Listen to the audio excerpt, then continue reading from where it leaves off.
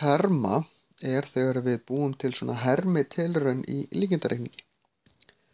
Sumar tilraunir bara of erfitt að framkvæma í raun, stundum bara getum við það ekki eða það getur hreinlega verið hættulegt.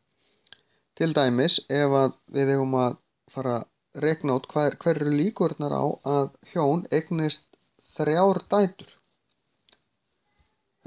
Eignast 3 börn, þetta getum við ekkert prófað. Við getum ekkert farið að skoða þetta eitthvað nákvæmlega. Þannig að við getum framkvæmt bara tilraun, eins og til dæmis að kasta upp krónu, af því að líkurnar á að skjaldarmerkið eða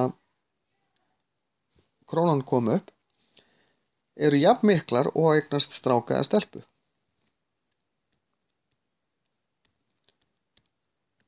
Eða hálfur. Þetta geti ég framkvæmt eins oft og ég vil án þess að það skapi nein vandræði.